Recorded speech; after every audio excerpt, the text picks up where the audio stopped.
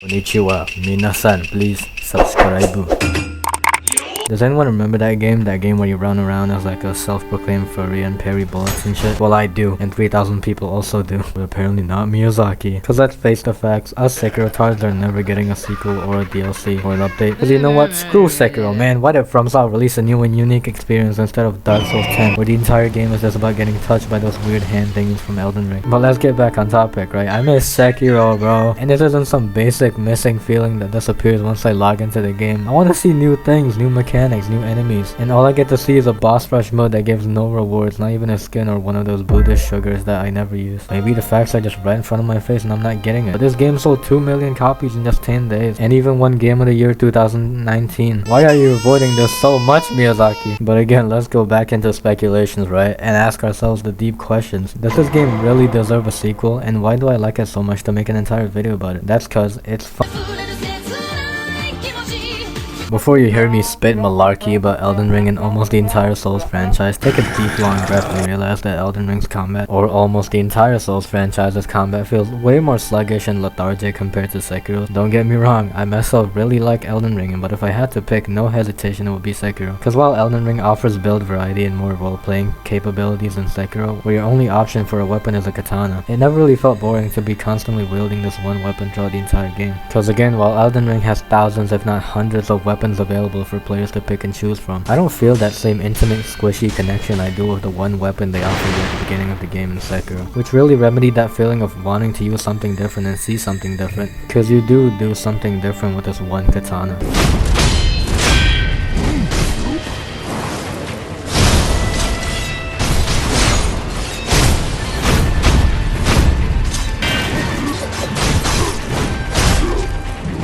And what really complements the whole mechanic of the game was the bosses themselves. Everyone knows it, you know it, the fact that FromSoft games contain the hardest bosses known to humankind, like pushing out a spiky poop and having a fiery butthole. But what really hit me right in the ass for Sekiro bosses was the fact that they're mostly humanoid. This is all obviously subjective, so remember before you start typing, but in my opinion, fighting beast type enemies just feel infinitely way less cooler. They have weird hitboxes and just look way less cool to fight, and it really takes me out of the fight when I see that Abyss Guardian I'm fighting just has some bullshit superpower that I don't have. Like, tell me how this is a fair matchup.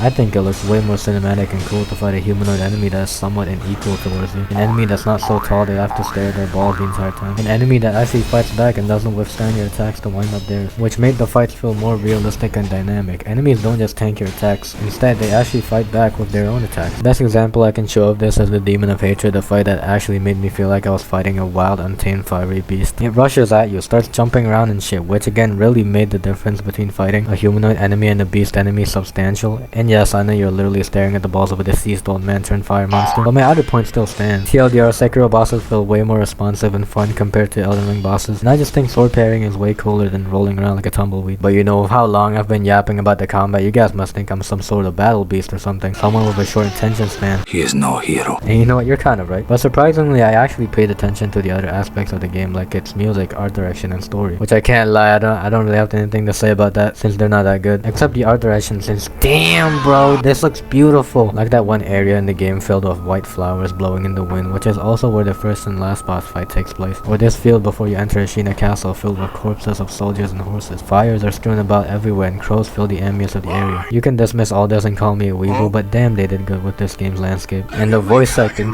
White guy in my Japanese video game. You know how they say there's a first time for everything? Well, I experienced that when I heard the game's English dub, which for some reason sound way cooler than the Japanese sub. Like, why does my boy Sekiro sound so old and wise? And why does Ishin sound like a typical old dude in an anime? Like, the English dub is leagues better than the Japanese one, which honestly broke my perspective on dubs, since I thought it would sound like this. Don't you see you can make it?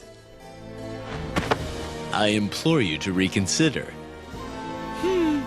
Okay. So you know, with all this being said, why is there not a single word about a planned sequel, update, or DLC? And to be real with you, I have no fucking idea. Maybe FromSoft just forgot and decided unanimously that winning a Game of the Year award was just no big deal. But what's this? Sekiro parry in my Elden Ring Night Lane trailer? It even has the same sounds if you listen close enough. You know what, Miyazaki, you did good, kid. Maybe FromSoft doesn't have dementia after all. And I hear you saying, dear viewer, why don't we just find another game like Sekiro? If your dog died, would owning a taxidermy version of him make you feel better? That's the problem. There's nothing like Sekiro out there. I know Deep Woken exists, but Come on, man, if you've actually played it, you would know that's nothing like that game. And this one just straight up Sekiro clone, but more kawaii and filled with anime girls, which I actually tried playing and ignored me getting my ass kicked by this little cat girl, but damn, this game is actually pretty faithful to the experience. Definitely check this game out if you have the time. It's free and only gives a small amount of content, enough to last probably 2 hours depending on how good you are. Definitely worth a shot if you have that same itch I have.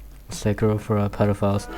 But you know, I remember how fucking hated this game was. You'd get lynched if you even mentioned the name of the game. Stones would be cast upon you, and I'm just exaggerating, but for a while this game was the black sheep of the Dark Souls franchise, with many people hating on it because it felt different, which is completely ass backwards, since you know, this is Sekiro, not Dark Souls Japanese edition. It's a spin-off game with almost no relation to the Souls franchise, meaning you're gonna have to approach it with a fresh mind. This is different than what you're used to, but maybe that's fine. Or not, just go back to hugging that one lady that permanently debuffs you for the entire game, I don't care.